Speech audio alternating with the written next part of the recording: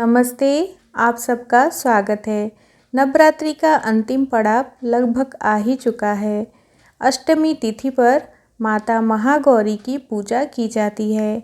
आज की वीडियो में हम माँ की कथा, जो दो कथा बहुत ही ज़्यादा प्रचलित है, उस विषय में हम जानेंगे और माँ की पूजा विधि और उनका प्रिय भोग के विषय में भी जानेंगे। अगर आप चैनल में नए हैं तो प्लीज़ चैनल को सब्सक्राइब जरूर कर लीजिए। नवरात्रि के 8वें दिन की कथा। नवरात्र के 8वें दिन माँ दुर्गा के 8वें स्वरूप आदि शक्ति महागौरी की पूजा की जाती है। 8वें दिन की पूजा देवी के मूल भाव को दर्शाता है। देवी भागवत पुराण में बताया गया है कि देवी माँ के 9 रूप और 10 महाविद्याएं सभी आदिशक्ति के अंश और स्वरूप हैं, लेकिन भगवान शिव के साथ उनके अर्धांगिनी के रूप में महागौरी सदैव विराजमान रहती हैं। इनकी शक्ति अमोघ और सद्य फलदायिनी है। महागौरी की पूजा मात्र से भक्तों के सभी पाप धुल जाते हैं और वह शक्ति अक्षय पुण्य का अधिकारी हो जाता है।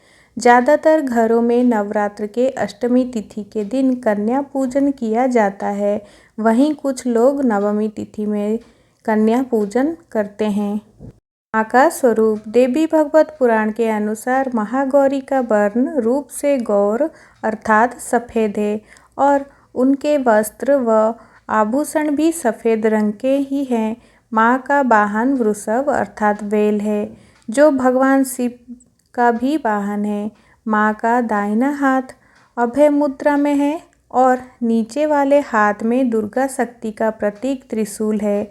महागौरी के ऊपर वाले हाथ में शिव का प्रतीक डमरू है। डमरू धारण करने के कारण माँ को शिवा के नाम से भी जाना जाता है। माँ का नीचे वाला हाथ अपने भक्तों को अभय देता हुआ वर मुद्रा में है और माँ शांत मुद्रा में दृष्टिगत है। माता महागौरी की पूजा विधि। इस दिन सुबह उठ जाएं और स्नानादि कर साफ वस्त्र धारण कर ले। इसके बाद एक लकड़ी की चौकी लें और उस पर प्रतिमा या चित्र स्थापित करें। उन्हें फूल चढ़ाएं और माँ का ध्यान करें। फिर माँ के समक्ष दीप जलाएं। फिर माँ को फल, फूल और नैवेद्य अर्पित करें। माँ की आरती करें और मंत्रों का जाप करें। इस दिन कन्या पूजन किया जाता है। इस दिन 9 कन्याओं और 1 बालक को पूजा जाता है। इन्हें घर बुलाकर खाना खिलाया जाता है।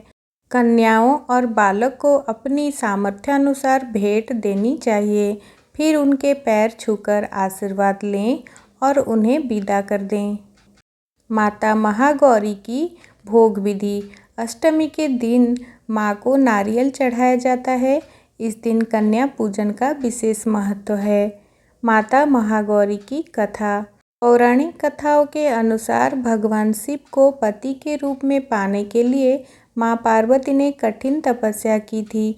हजारों वर्षों तक माता ने अन्न जल ग्रहण नहीं किया था, जिससे माता का शरीर काला पड़ गया था।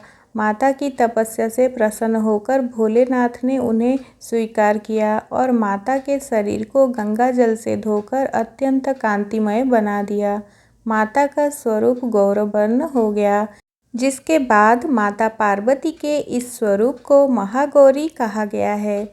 माता के इस स्वरूप की विधिवत पूजा अर्चना करने से सौंदर्य की प्राप्ति होती है तथा घर में सुख समृद्धि का वास होता है। माता महागौरी की ये कथा भी है प्रचलित।